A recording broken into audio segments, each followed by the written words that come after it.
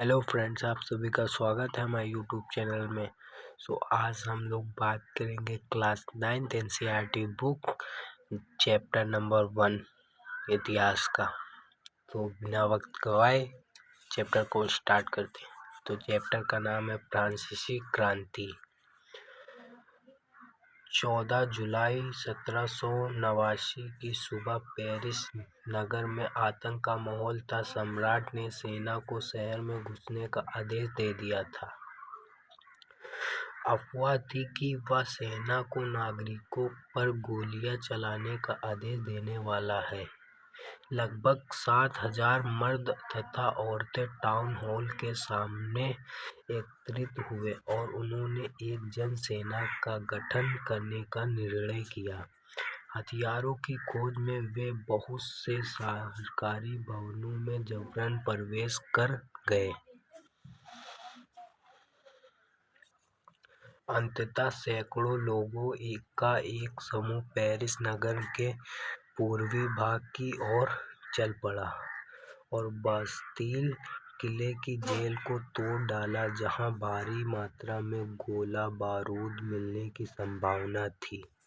हथियारों पर कब्जे की इस शस्त्र लड़ाई में बास्तिल का कमांडर मारा गया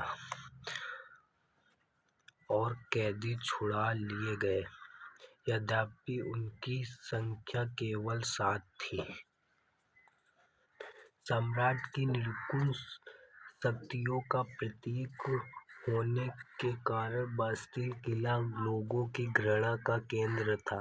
इसलिए किले को ढा दिया गया और उसके अवशेष बाजार में उन लोगों को बेच दिए गए जो इस ध्वंस को बतौर स्मृति चिन्ह संजोना चाहते थे। इस घटना के बाद कई दिनों तक पेरिस तथा देश के देहाती क्षेत्रों में और संघर्ष हुए। अधिकांश जनता पावरोटी की महंगी कीमतों का विरोध कर रही थी। बाद में इन दौर का सिंहावलोकन करते हुए इतिहासकारों ने इसे एक लंबे घटनाक्रम की ऐसी शुरुआती कड़ियों के रूप में देखा, जिनकी परिणति फ्रांस के सम्राट को फ्रांसीसी दिए जाने में हुई। हालांकि उस समय अधिकांश लोगों को ऐसे नतीजे की उम्मीद नहीं थी। ऐसा क्यों और कैसे हुआ, आगे जानेंगे। तो उस समय की तस्वीर देख लो। बास्तिल का किला, ये है बास्तिल का किला। तो फ्रेंड्स, आगे बढ़ते हैं।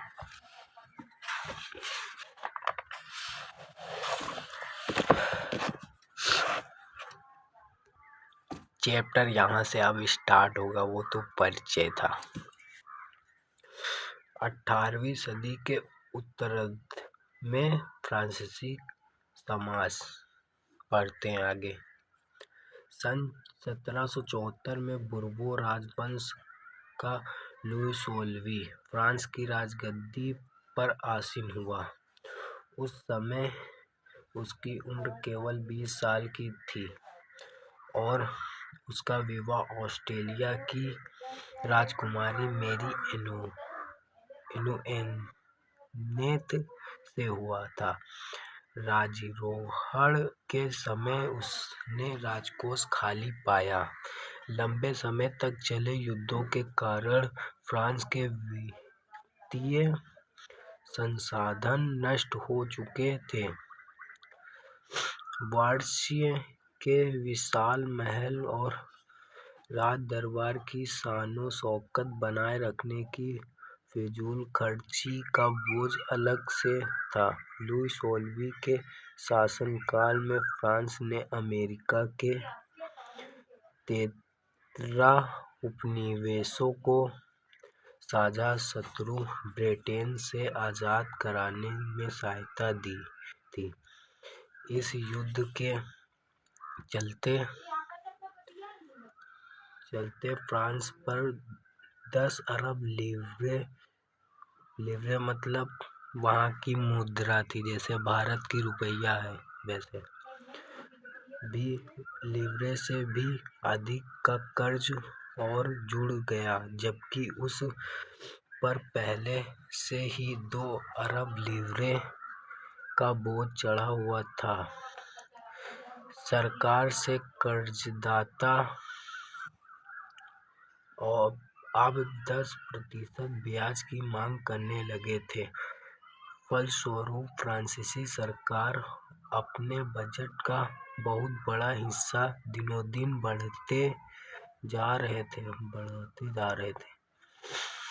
कर्ज को चुकाने पर मजबूर थी और अपने नियमित खर्चों जैसे सेना के रखरखाव, राज दरबार, सरकारी कार्यों या विश्वविद्यालयों को चलाने के लिए फ्रांसीसी सरकार करों में वृद्धि के लिए बाध्य हो गए।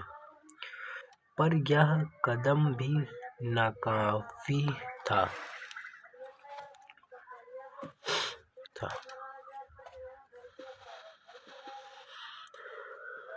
18वीं सदी में फ्रांसीसी समाज 3 स्टेट में बटा था और केवल तीसरे स्टेट के लोग जनसाधारण ही कर अदा देते थे। मतलब 3 स्टेट में बटा था और तीसरे स्टेट के लोग ही मतलब वो जैसे भारत में है कर अदा करते थे। वर्गों में विभाजित फ्रांसीसी समाज मध्यकालीन समाप्ति व्यवस्था का अंग था। प्राचीन राजतंत्र पद का प्रयोग सामान्यतः सन 1789 से पहले के फ्रांसीसी समाज एवं संस्थाओं के लिए होता है। चित्र 2 ये देखो, मतलब प्रथम स्टेट कहाँ गया दिखा। प्रथम स्टेट पादरी वर्ग, द्वितीय स्टेट कुलीन वर्ग, तृतीय स्टेट बड़े व्यवसायी, व्यापारी, अदालती कर्मचारी, वकील आदि। किसान और कारीगर, छोटे किसान, भूमिहीन, मजदूर, नौकर इतने आते हैं।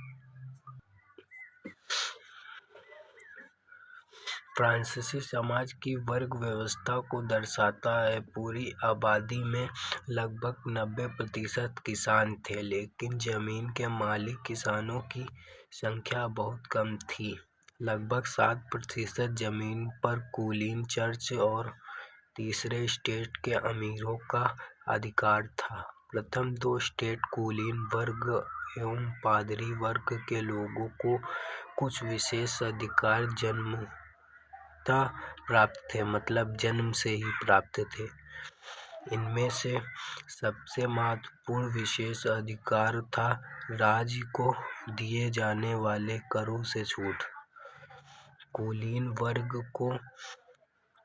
वर्ग को कुछ अन्य समानती विशेष अधिकार भी हासिल थे। वह किसानों से समाप्ति का वसूल करता था। किसान अपने स्वामी की सेवा, स्वामी के घर एवं खेतों में काम करना, सैन्य सेवाएं देना अथवा सड़कों के निर्माण में सहयोग आदि करने के लिए बाध्य थे। चर्च भी किसानों से करों का एक हिस्सा टाइट कर एक था वहाँ का टाइट धार्मिक कर के रूप में वसूलता था। ऊपर से तीसरे स्टेट के तमाम लोगों को सरकार को तो कर चुकाना ही था। इन करों में टाइल, प्रत्यक्ष कर और अनेक प्रत्यक्ष कर शामिल थे। अप्रत्यक्ष कर नमक और तंबाकू, जैसी योजना उपभोग की वस्तुओं पर लगाया जाता था। इस प्रकार राज्य के वित्तीय कामकाज का सारा बोझ करों के माध्यम से जनता वहन करती थी।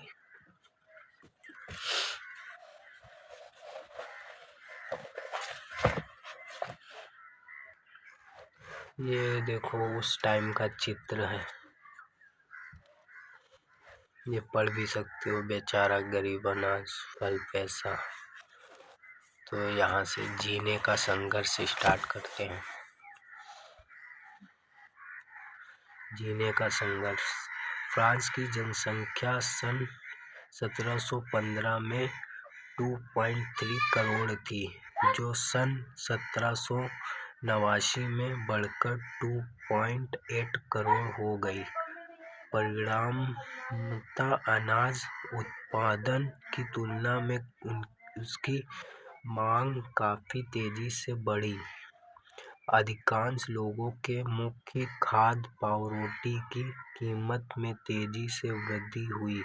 अधिकतर कामगार कारखानों में मजदूरी करते थे और उतनी मजदूरी मालिक तय करते थे, लेकिन मजदूरी महंगी की दर से नहीं बढ़ रही थी। फलस्वरूप अमीर गरीब की खाई चौड़ी होती गई। स्थितियां तब और बदतर हो जाती जब सूखे या ओले के प्रकोप से पैदावार गिर जाती। इससे रोजी रोटी का संकट पैदा हो जाता था।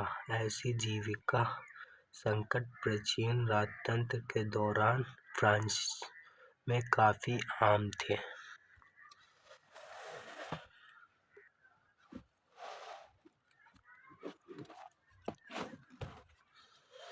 उभरते मध्यम वर्ग ने विशेषाधिकारों के अंत की कल्पना की। पहले भी कर बढ़ने एवं अकाल के समय किसान और कामगार विद्रोह कर चुके थे, परंतु उनके पास सामाजिक एवं आर्थिक व्यवस्था में बुनियादी बदलाव लाने के लिए साधन एवं कार्यक्रम नहीं थे।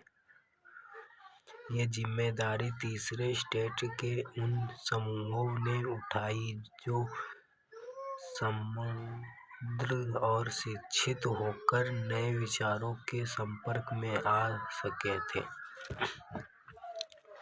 18वीं सदी में एक नए सामाजिक समूह का उदय हुआ, जिसे मध्यम वर्ग कहा गया, जिसने फैलते समुद्रपारीय व्यापार और ऊनी तथा रेशमी वस्त्रों के उत्पादन के बल पर संपत्ति अर्जित की थी। ऊनी और रेशमी कपड़ों का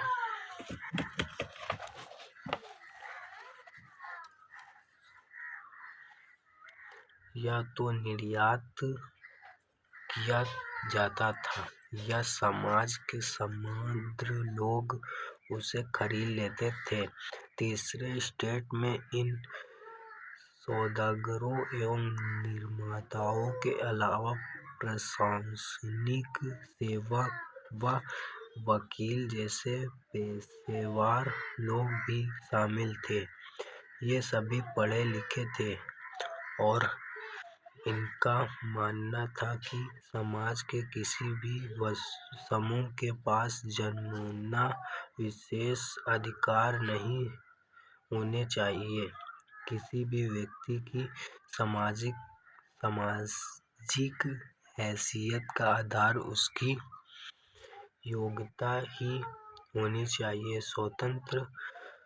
स्वतंत्रता, समान नियमों तथा समान अवसरों के विचार पर आधारित समाज की यह परिकल्पना जॉन लॉक और जॉक रूसो जैसे दार्शनिकों ने प्रस्तुत की थी। अपने टू ट्राइजेस ऑफ गवर्नमेंट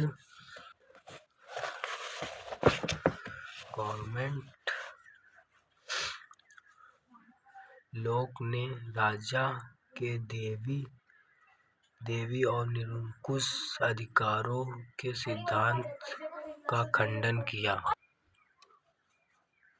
रूसो ने इसी विचार को आगे बढ़ाते हुए जनता और उसके प्रतिनिधियों के बीच एक सामाजिक अनुबंध पर आधारित सरकार का प्रस्ताव रख मोंटेस्क्यू ने the spirit of the laws नामक रचना में सरकार के अंदर विधायिका, कार्यपालिका और न्यायपालिका के बीच सत्ता विभाजन की बात कही। जब संयुक्त राज्य अमेरिका में 13 उपनिवेशों ने ब्रिटेन से खुद को आजाद घोषित कर दिया तो वहाँ इसी मॉडल की सरकार बनी।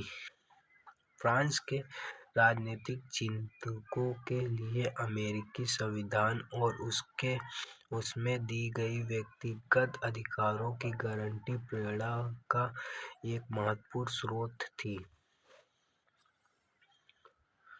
दार्शनिकों के इन विचारों पर कॉफी हाउसों व सैलों की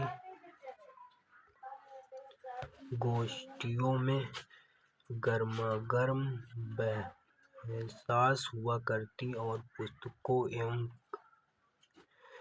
अखबारों के माध्यम से इनका व्यापक प्रसार हुआ। पुस्तकों एवं अखबारों को लोगों के बीच जोर से पढ़ा जाता ताकि अनपढ़ भी उसे समझ सके। इसी समय लुई 16वां द्वारा राज्य के खर्चों को पूरा करने के लिए फिर से कर लगाए जाने लगे की खबर से विशेष अधिकार वाली व्यवस्था के विरुद्ध गुस्सा भड़क उठा। तो इसके ये मतलब यहाँ से खत्म हो गया ये पार्ट 1। नेक्स्ट पार्ट पढ़ेंगे। तो फ्रेंड्स अब पार्ट 2 की बात करते हैं। क्रांति की शुरुआत। पिछले भाग में आप देख चुके हैं कि किन कारणों से लुई 16वां ने कर बढ़ा दिए थे। क्या आप सोच सकते हैं कि उसने ऐसा कैसे किया होगा? प्राचीन राजतंत्र के तहत फ्रांसीसी समाज अपनी मर्जी से कर नहीं लगा सकता था। इसके लिए उसे स्टेट जनरल प्रतिनिधियों सभा की बैठक बुला कर नए करों के अपने प्रस्तावों पर मंजूरी लेनी पड़ती थी।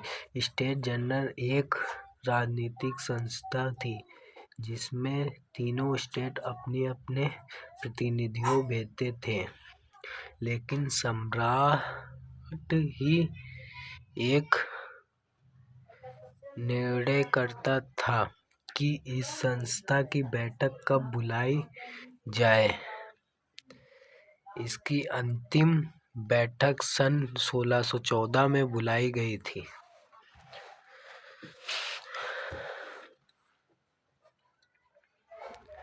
फ्रांसीसी सम्राट लुई 16वां ने 5 मई 1789 को नए करों के प्रस्ताव के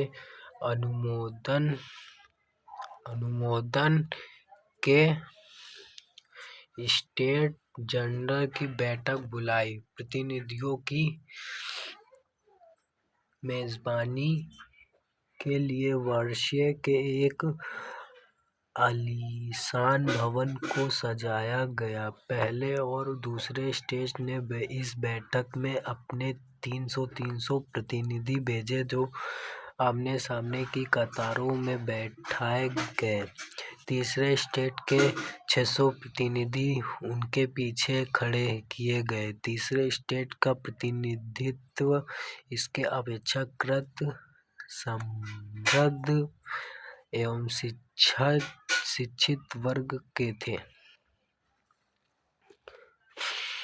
किसानों, औरतों एवं कारीगरों का सभा में प्रवेश वर्जित था। फिर भी लगभग 40,000 पत्रों के माध्यम से उनकी शिकायतों एवं मांगों की सूची बनाई गई, जिसे प्रतिनिधि अपने साथ लेकर आए थे। स्टेट जनरल के नियमों के अनुसार प्रत्येक वर्ग को एक मत देने का अधिकार था। मतलब एक व्यक्ति को एक ही वोट देने का अधिकार था।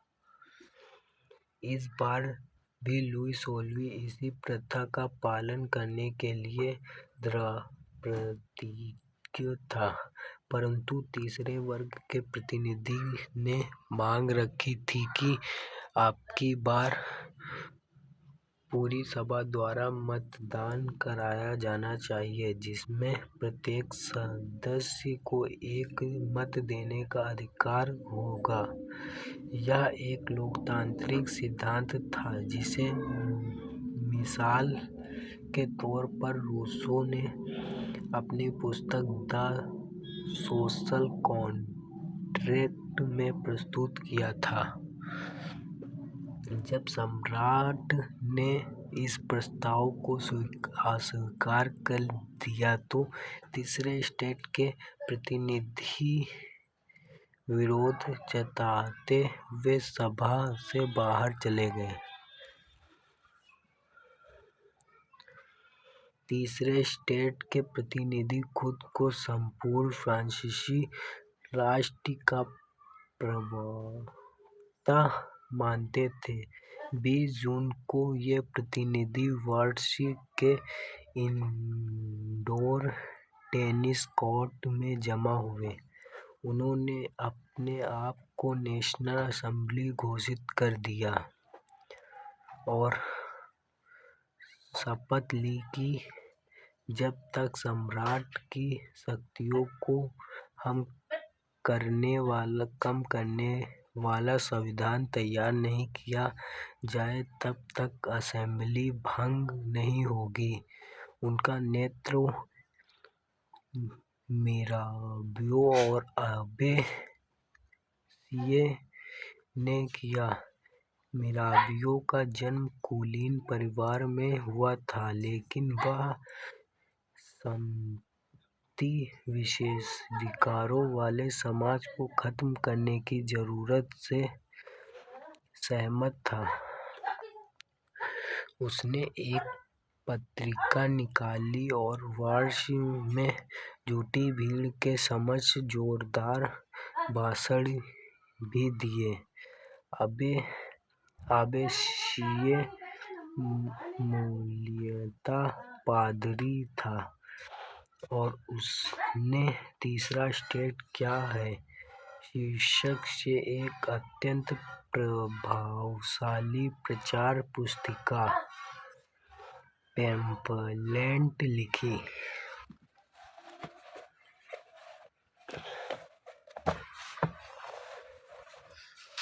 उस समय की तस्वीर है ये, टेनिस कोर्ट में शपथ लेने वाली।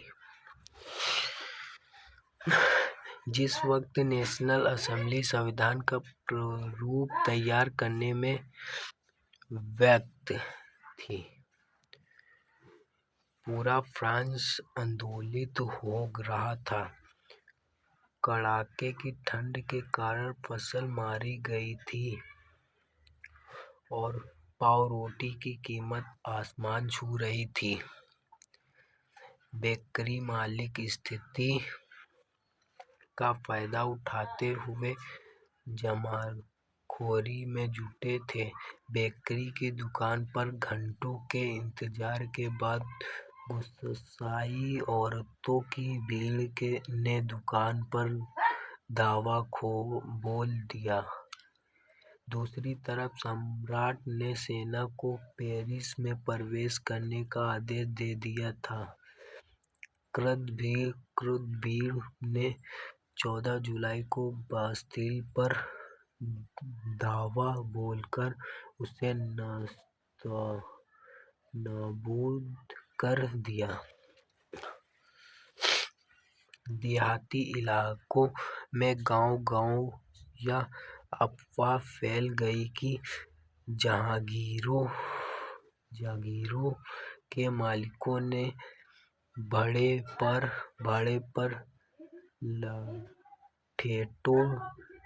लुटेरों के गिरोह बुला दिए हैं, जो पक्की फसलों को तबाह करने निकल पड़े हैं।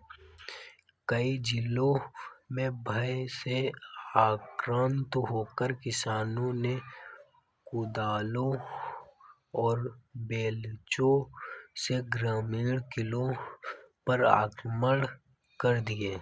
उन्होंने अन्न भंडारों को लूट लिया और लगान-बंदी दस्तावेजों को जलाकर राख कर दिया। कुलीन बड़ी संख्या में अपनी जागीरें छोड़कर भाग गए। बहुतों ने तो पड़ोसी देशों में जाकर शरण ली। अपनी विद्रोही प्रजा की शक्ति का अनुमान करके लुई 16वें ने अंततः नेशनल असेंबली को मान्यता दी और यह भी मान लिया कि उसकी सत्ता पर अब से संविधान का अंकुश होगा। 4 अगस्त 1789 की रात को असेंबली ने करों, कर्तव्यों और बंधनों वाली समाप्ति व्यवस्था के उन्मूलन का आदेश पारित किया। पादरी वर्ग के लोगों को भी अपने विशेष अधिकार को छोड़ देने के लिए विवश किया गया। धार्मिक कर समाप्त कर दिए गए और चर्च के स्वामित्व वाली भूमि जब्त कर ली गई। इस प्रकार कम से कम 20 अरब लीरे की संपत्ति सरकार के हाथ में आ गई।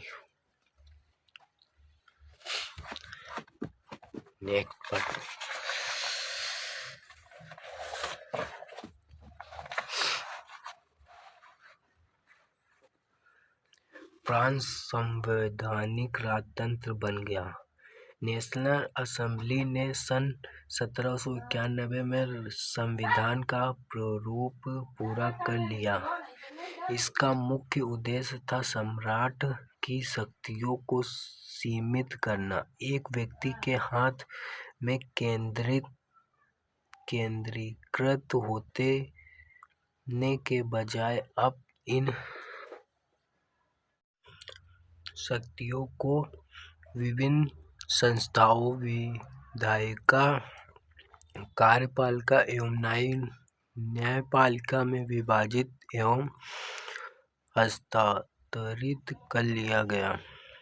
इस प्रकार फ्रांस में संवैधानिक राजतंत्र की नींव पड़ी। चित्र 7 दिखाता है कि नई राजतंत्र व्यवस्था कैसी काम करती है। इस चित्र को समझ लेना। न्यायपालिका, कार्यपालिका, विधायिका। न्यायपालिका मतलब न्यायाधीश, सम्राट मतलब इसमें राजा वाजा होते हैं, मंत्री। समझ लेना, बहुत अच्छा। सन 1791 के संविधान ने कानून बनाने का अधिकार नेशनल असेंबली को सौंप दिया। नेशनल असेंबली अप्रत्यक्ष रूप से चुनी जाती थी। सर्वप्रथम नागरिक एक निर्वाचक समूह का चुनाव करते थे जो पुनः असेंबली के सदस्यों को चुनते थे। सभी नागरिकों को मतदान का अधिकार नहीं था। 25 वर्ष से अधिक उम्र वाले केवल ऐसे पुरुष को ही सक्रिय नागरिक जिन्हें मत देने का अधिकार था का दर्जा दिया गया था, जो कम से कम 3 दिन की मजदूरी के बराबर कर चुकाते थे। शेष पुरुषों और महिलाओं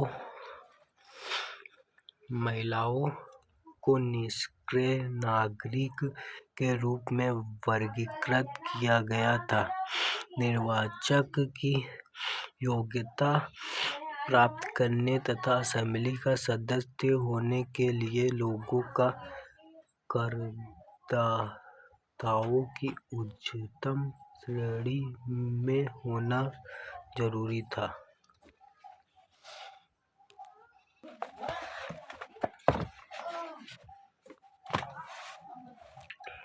ये चित्र है उस टाइम का। संविधान पुरुष एवं नागरिक अधिकार घोषणा पत्र के साथ शुरू हुए थे। जीवन के अधिकार, अभिव्यक्ति की स्वतंत्रता के अधिकार और कानूनी बराबरी के अधिकार को नागरिक एवं अर्हणीय अधिकार के रूप में स्थापित किया गया, अर्थात ये अधिकार प्रत्येक व्यक्ति को जन्मना प्राप्त थे और इन अधिकारों को छीना नहीं जा सकता। राज्य का यह कर्तव्य माना गया कि वह प्रत्येक नागरिक के नागरिक अधिकारों की रक्षा करे। ये क्रांतिकारी पत्रकार जो है पालमर, उनके बारे में क्या?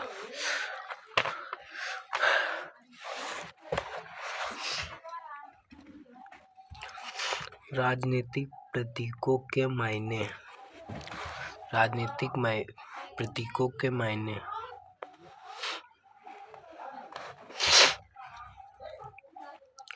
18वीं सदी में ज़्यादातर स्त्री पुरुष पढ़े लिखे नहीं थे, इसलिए महत्वपूर्ण विचारों का प्रचार करने के लिए छपे हुए शब्दों के बजाय अक्षर, आकृतियाँ एवं प्रतीकों का प्रयोग किया जाता था। ले ब्रुयरे ने अपनी पेंटिंग चित्र 8 में अधिकारों के घोषणा पत्र को लोगों तक पहुंचाने के लिए अनेक प्रतीकों का प्रयोग किया। आइए इन प्रतीकों को समझने की कोशिश करें। टूटी हुई जंजीर। ये दासों का बांधने के लिए जंजीर का प्रयोग होता था। टूटी हुई हथकड़ी उनकी आज़ादी का प्रतीक है। छड़ों का बछीदार गट्ठर। अकेली छड़ को आसानी से तोड़ा जा सकता है, पर पूरे गट्ठर को नहीं, एकता में ही बल है। तीसरा, त्रिभुज के अंदर रोशनी बिखरती आँख। ये वाली समदर्शी आँख ज्ञान का प्रतीक है। सूर्य की किरणें अज्ञान रूपी अंधेरे को मिटा देगी। राजदंड शाही सत्ता का प्रतीक है। अपनी पूंछ मुंह में लिए सांप, सनातनता का प्रतीक अंगूठी का कोई छोर नहीं होता।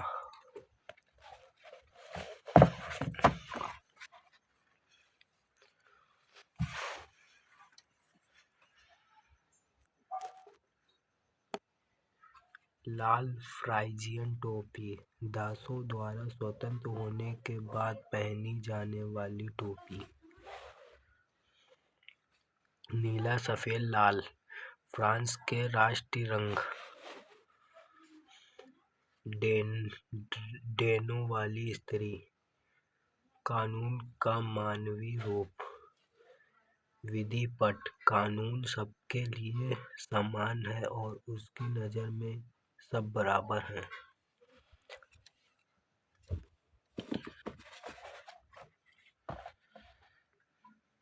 तो फ्रेंड्स, अब बात करेंगे तीसरे पार्ट की। फ्रांस में राजतंत्र का उन्मूलन और गणतंत्र की स्थापना। फ्रांस की स्थिति आने वाले वर्षों में भी तनावपूर्ण बनी रही।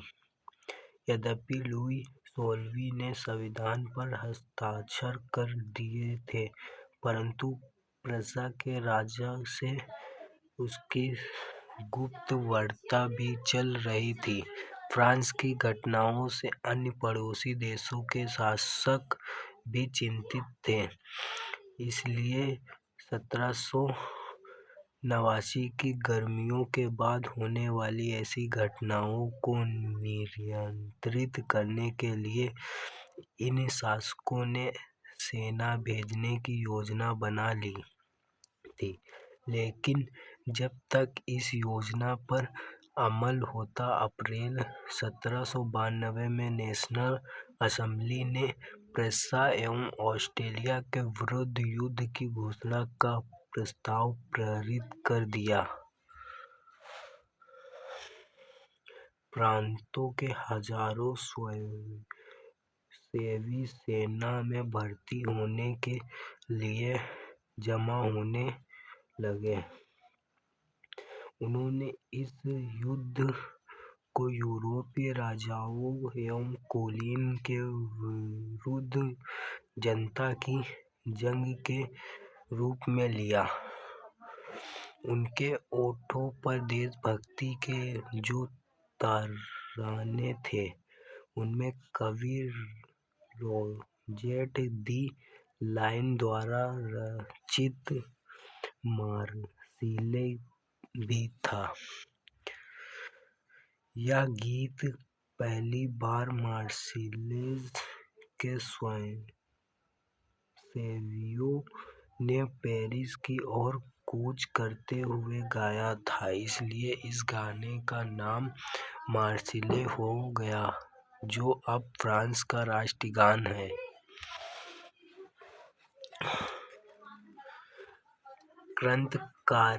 क्रांतिकारी युद्धों से जनता को भारी क्षति एवं आर्थिक घटनाएं झेलनी पड़ी। पुरुषों के मोर्चे पर चले जाने के बाद घर परिवार और रोजी रोटी की जिम्मेवारी औरतों के कंधों पर आ पड़ी। देश की आबादी के एक बड़े हिस्से को ऐसा लगता था कि क्रांति के सिलसिले को आगे बढ़ाने की जरूरत है, क्योंकि 1791 के संविधान से सिर्फ अमीरों को ही राजनीतिक अधिकार प्राप्त हुए थे। लोग राजनीतिक क्लबों में अड्डे जमा कर सरकारी नीतियों और अपनी कार्य योजना पर बहस करते थे। इनमें से जैकोबिन क्लब सबसे सफल था, जिसका नाम पेरिस के भूतपूर्व कॉन्वेंट ऑफ सेंट जेबक के नाम पर पड़ा, जो अब इस राजनीतिक समूह का अड्डा बन गया था। इस पूरी अवधि में महिलाएं भी सक्रिय थीं और उन्होंने भी अपने क्लब बना लिए। इस अध्याय के खंड 4 में आप उनकी गतिविधियों एवं मांगों के बारे में और जानेंगे।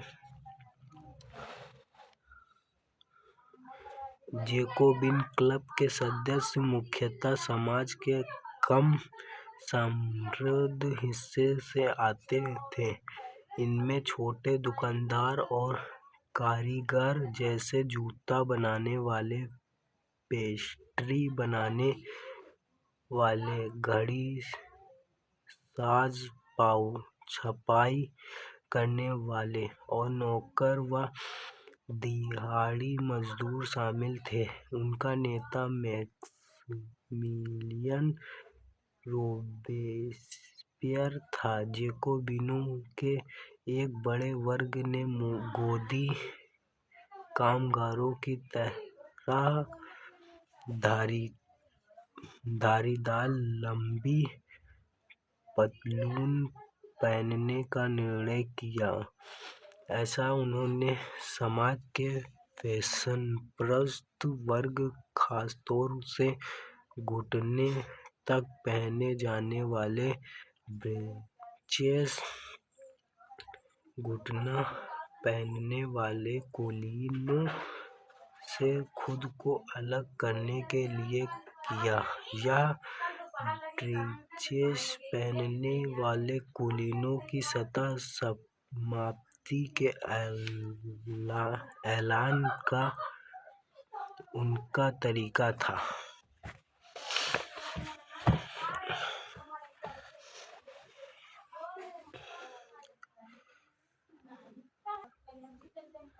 इसलिए जैकोबिनों का सौ कुलौत के नाम से जाना गया, जिसका शाब्दिक अर्थ होता है बिना घुटने वाले 100 कुलौत। पुरुष लाल रंग की टोपी भी पहनते थे, जो स्वतंत्रता का प्रतीक थी, लेकिन महिलाओं को ऐसा करने की अनुमति नहीं थी।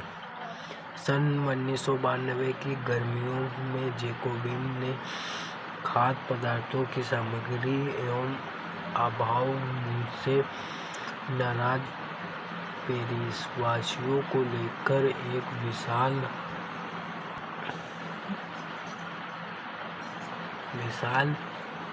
हिंसक विद्रोह की योजना बनाई।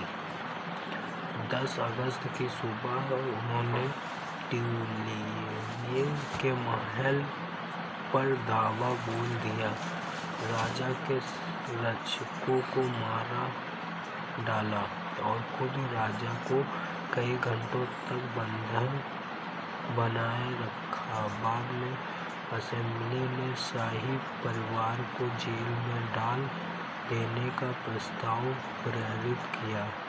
नए चुनाव कराए गए। 21 वर्ष से अधिक उम्र वाले सभी पुरुषों, चाहे उनके पास संपत्ति हो या न, को मतदान देने का अधिकार दिया।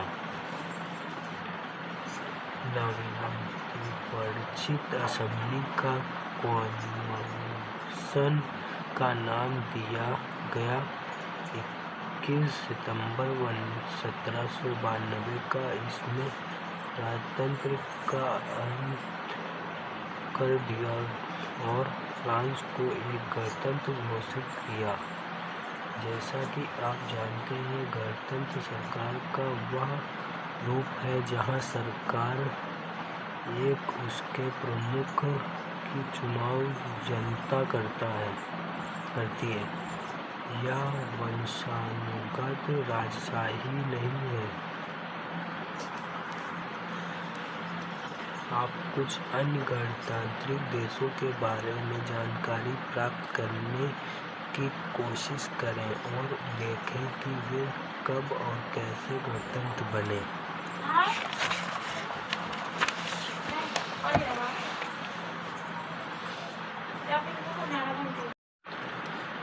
लुई 16वां को न्यायालय द्वारा देशद्रोह के आरोप में मौत की सजा सुना दी गई। 21 जनवरी 1793 को प्लेस डी लो कॉन्कॉर्ड में उसे सार्वजनिक रूप से फांसी दे दी गई।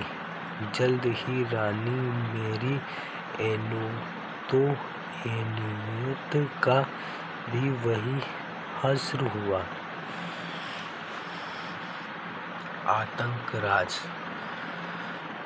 सन 1793 से 1794 तक के काल को आतंक काल युग कहा जाता है। रोबेस्पियर ने नियंत्रण एवं दंड की सख्त नीति अपनाई। उसके हिसाब से गणतंत्र के जो भी शत्रु थे, कुलीन एवं पादरी, अन्य राजनीतिक दलों के सदस्य, उसकी कार्यशैली से असहमति रखने वाले पार्टी सदस्य, उन सभी को गिरफ्तार कर जेल में डाल दिया गया और एक क्रांतिकारी न्यायालय द्वारा उन पर मुकदमा चलाया गया। यदि न्यायालय उन्हें दोषी पाता तो गिलोटिन पर चढ़ाकर उनका सिर कलम कर दिया जाता था।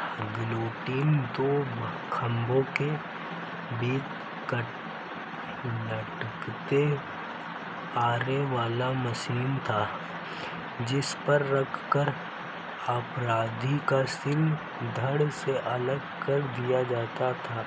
इस मशीन का नाम इसके आविष्कारक डॉक्टर गिलोटिन के नाम पर पड़ा।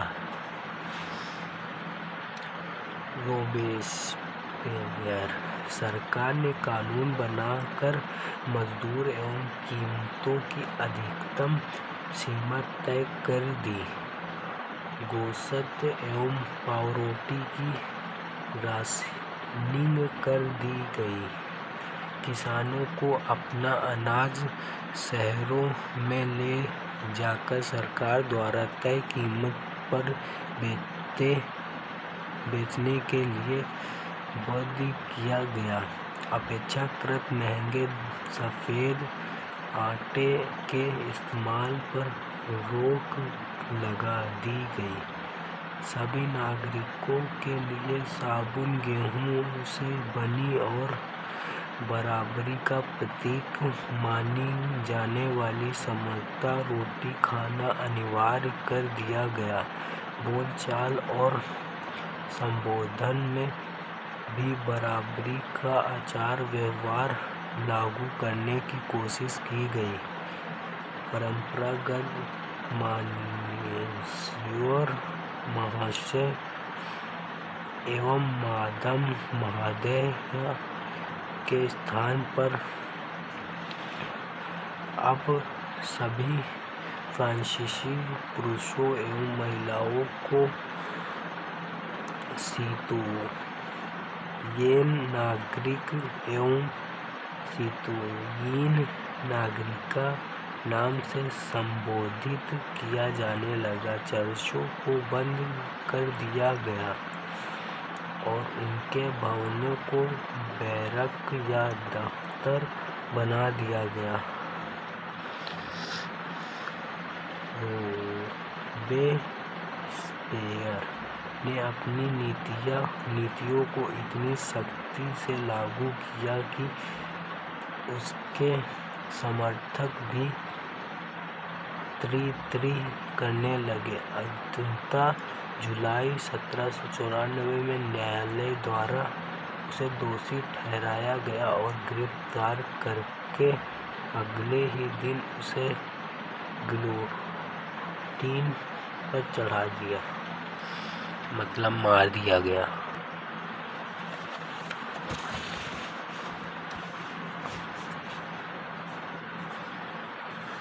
डायरेक्टरी शासित फ्रांस। जैकोबिन सरकार के पतन के बाद मध्य वर्ग के संपन्न तबके के पास सत्ता आ गई।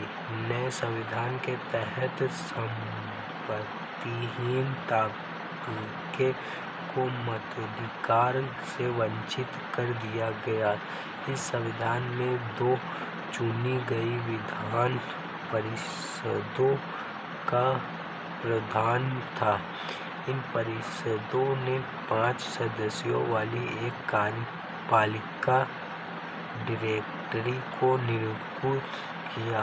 इस प्रावधान के जरिए जैकोबिनों के शासनकाल वाली एक व्यक्ति केंद्रित कार्यपालिका से बचने की कोशिश की गई, लेकिन डायरेक्टरी का झगड़ा अक्सर विधान परिषदों से होता और तब परिषद उन्हें बर्खास्त करने की चेष्टा करती। डायरेक्टरी की राजनीतिक अस्थिरता ने सैनिक तानाशाही नेपोलियन बोनापार्ट के उदय का मार्ग प्रशस्त कर दिया। सरकार के स्वरूप में इन सभी परिवर्तनों के दौरान स्वतंत्रता, विधसम्मत समानता और बंधुत्व प्रेरक आदर्श बने रहे। इन मूल्यों ने आगामी सदी में न सिर्फ फ्रांस बल्कि बाकी यूरोप के राजनीतिक आंदोलन को भी प्रेरित किया। तो फ्रेंड्स, अब नेक्स्ट पार्ट पढ़ते हैं, जिसका क्या महिलाओं के लिए भी क्रांति हुई। पढ़ते हैं, देखते हैं। महिलाएं शुरू से ही फ्रांसीसी समाज में इतने अहम परिवर्तन लाने वाली गतिविधियों में सक्रिय रूप से शामिल थी। उन्हें उम्मीद थी कि उनकी भागीदारी क्रांतिकारी सरकार को उनका जीवन सुधारने हेतु ठोस कदम उठाने के लिए प्रेरित करेगी। तीसरे स्टेट की अधिकांश महिलाएं जीविका निर्वाह के लिए काम करती थीं। वे सिलाई, बुनाई, कपड़ों की धुलाई करती थीं, बाजारों में फल, फूल, सब्जियां बेचती थीं अथवा संपन्न घरों में घरेलू कामकाज करती। बहुत सारी महिलाएं वेश्यावृत्ति करती थीं। अधिकांश महिलाओं के पास पढ़ाई लिखाई तथा व्यावसायिक प्रशिक्षण के मौके नहीं थे। केवल कुलीनों की लड़कियां अथवा तीसरे स्टेट के धनी परिवारों की लड़कियां ही कॉन्वेंट में पढ़ पाती थीं। इसके बाद उनकी शादी कर दी जाती थी। कामकाजी महिलाओं को अपने परिवार का पालन पोषण भी करना पड़ता था, जैसे खाना पकाना, पानी लाना, लाइन लगा कर पावरोटी लाना और बच्चों की देखरेख आदि करना। उनकी मजदूरी पुरुषों की तुलना में कम थी। महिलाओं ने अपने हितों की हिमायत करने और उन पर चर्चा करने के लिए खुद के राजनीतिक क्लब शुरू किए और अखबार निकाले। फ्रांस के विभिन्न नगरों में महिलाओं के लगभग 60 क्लब अस्तित्व में आए।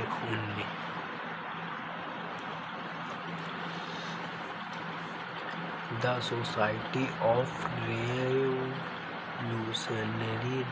एंड रिपब्लिकन वीमेन सबसे मशहूर क्लब था।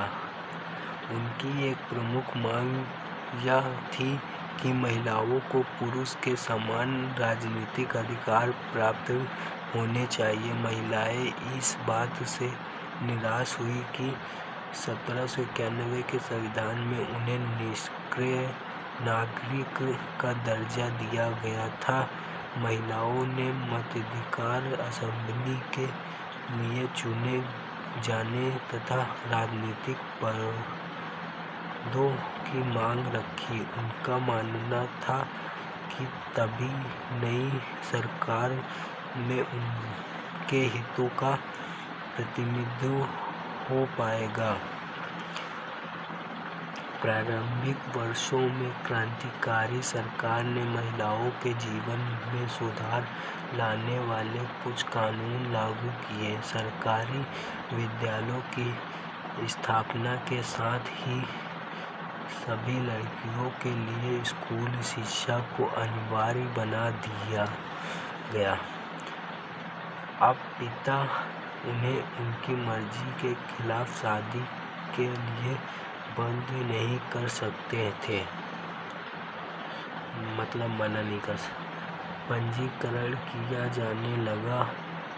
तलाक को कानूनी रूप से दे दिया गया और मर्द औरत दोनों को ही इसकी अर्जी देने का अधिकार दिया गया।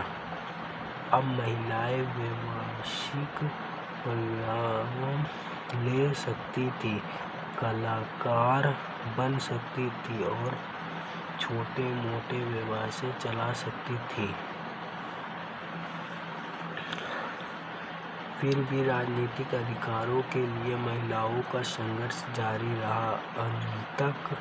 अंततः राज के दौरान सरकार ने महिला क्लबों को बंद करने और उनकी राजनीतिक गतिविधियों पर प्रतिबंध लगाने वाला कानून लागू किया। कई जानी मानी महिलाओं को गिरफ्तार कर लिया गया और उनमें से कुछ को फांसी पर चढ़ा दिया गया।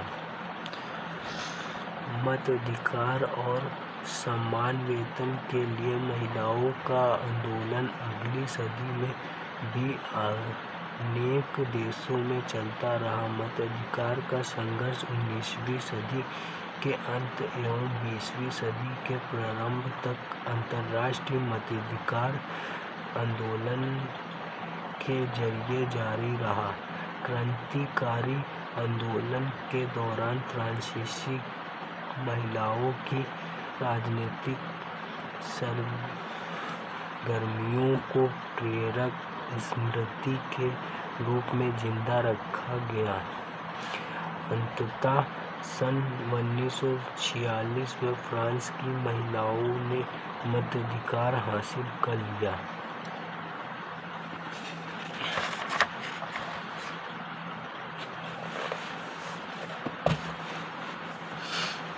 तो फ्रेंड्स, नेक्स्ट पार्ट पढ़ते हैं। दास प्रथा का उन्मूलन। फ्रांसीसी उपनिवेशों में दास प्रथा का उन्मूलन जैकोबिन शासन के क्रांतिकारी सामाजिक सुधारों में से एक था। कैरिबियाई उपनिवेश मार्टिनिक, ग्वाडेलूप और सैन डोमिंगो तंबाकू नील, चीनी एवं कॉफी जैसी वस्तुओं के महत्वपूर्ण आपूर्तिकर्ता थे। अपरिचित एवं दूर देश जाने और काम करने के प्रति यूरोपियों की अनिच्छा का मतलब था बागवानों में श्रम काम की कमी। इस कमी को यूरोप, अफ्रीका एवं अमेरिका के बीच त्रिकोणीय दास व्यापार द्वारा पूरा किया गया। दास व्यापार 17वीं शताब्दी में शुरू हुआ। फ्रांसीसी सौदागर बोते या नान्ते बंदरगाह से अफ्रीका तट पर जहाज ले जाते थे, जहां वे स्थानीय सरदारों से दास खरीदते थे। दासों को दाग कर एवं हथकड़ियाँ डालकर अटलांटिक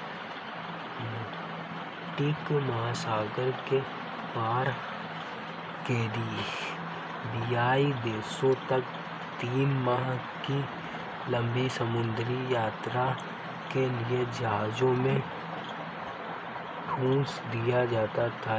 वहाँ उन्हें बागान मालिकों को बेच दिया जाता था।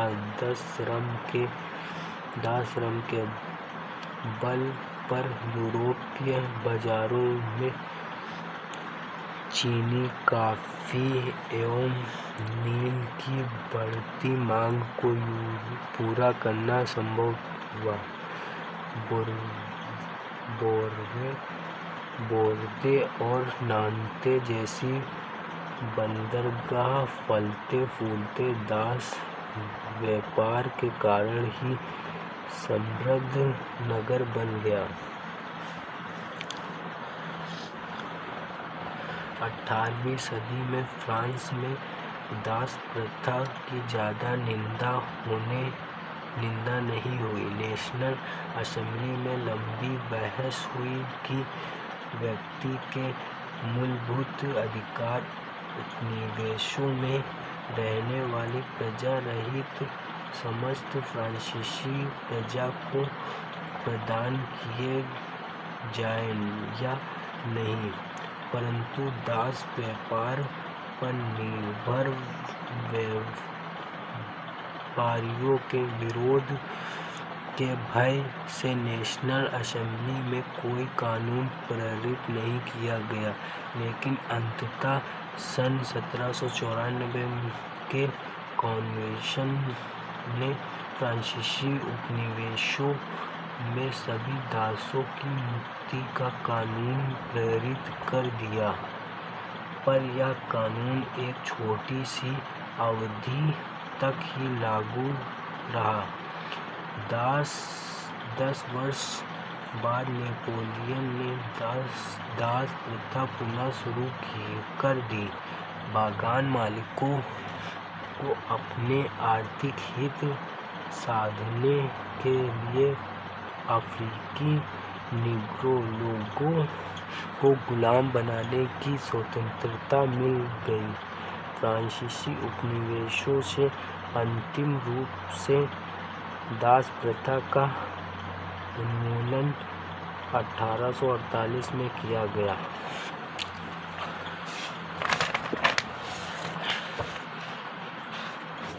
तो फ्रेंड्स, नेक्स्ट पार्ट पढ़ते हैं। क्रांति और रोजाना की जिंदगी। क्या राजनीतिक लोगों का पहनावा उनकी बोलचाल अथवा उनके द्वारा पढ़ी जाने वाली पुस्तकों को बदल सकती है? सन 1789 के बाद के वर्षों में फ्रांस के पुरुषों, महिलाओं एवं बच्चों के जीवन में ऐसे अनेक परिवर्तन आए। क्रांतिकारी सरकारों ने कानून बना कर स्वतंत्रता एवं समानता के आदर्शों का रोजाना की जिंदगी में उतारने का प्रयास किया। बास्तिल के विध्वंस के बाद सन 1789 की गर्मियों में जो सबसे महत्वपूर्ण कानून अस्तित्व में आया वह था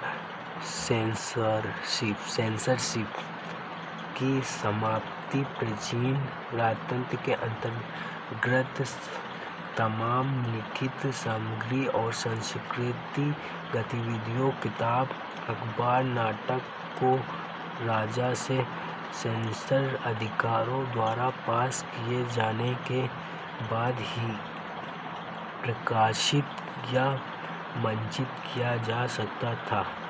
परंतु अब अधिकारियों के घोषणा पत्र ने भाषण एवं अभिव्यक्ति की स्वतंत्रता को नैसर्गिक अधिकार घोषित कर दिया। परिणामस्वरूप फ्रांस के शहरों में अखबारों, पर्चों, पुस्तकों एवं छपी हुई तस्वीरों की बाढ़ आ गई, जहाँ से वह तेजी से गांव देहात तक जा पहुंची। उनमें फ्रांस में घट रही घटनाओं एवं परिवर्तनों का ब्यौरा और उन पर टिप्पणी होती थी। फ्रांस की स्वतंत्रता का मतलब यह था कि किसी भी घटना पर परस्पर विरोधी विचार भी व्यक्त किए जा सकते थे। प्रिंट माध्यम का उपयोग करके एक पक्ष ने दूसरे पक्ष को अपने दृष्टिकोण से सहमत कराने की कोशिश की। नाटक, संगीत और उत्साही जुलूसों ने असंख्य लोग जानने लगे। स्वतंत्रता और न्याय के बारे में राजनीतिज्ञों व दार्शनिकों के पांडित्यपूर्ण लेखन को समझने और उससे जुड़ने का यह लोकप्रिय तरीका था, क्योंकि किताबों को पढ़ना तो मुट्ठी भर शिक्षितों के लिए ही संभव था। सारांश: 1804 में नेपोलियन बोनापार्ट ने खुद को फ्रांस का सम्राट घोषित कर दिया। उसने पड़ोस के यूरोपीय देशों की वजह यात्रा शुरू की। पुराने राजवंशों को हटाकर उसने नए साम्राज्य बनाए और उनकी भागदौड़ अपने खानदान के लोगों के हाथ में दे दी। नेपोलियन खुद को यूरोप के आधुनिकीकरण का अग्रदूत मानता था। उसने निजी संपत्ति की सुरक्षा के कानून बनाए और दशमलव पद्धति पर आधारित नाप-तोल की एक समान सामग्री चलाई। शुरू में बहुत सारे लोगों को नेपोलियन मुक्तिदाता लगता था और उससे जनता को स्वतंत्रता दिलाने की उम्मीद थी, पर जल्दी ही उसकी सेनाओं को लोग हमलावर मानने लगे। आखिरकार 1815 में वाटरलू में उसकी हार हुई। यूरोप के बाकी हिस्सों में मुक्ति और आधुनिक कानूनों को फैलाने वाले उसके क्रांतिकारी उपायों का असर उसकी मृत्यु के काफी समय बाद सामने आया।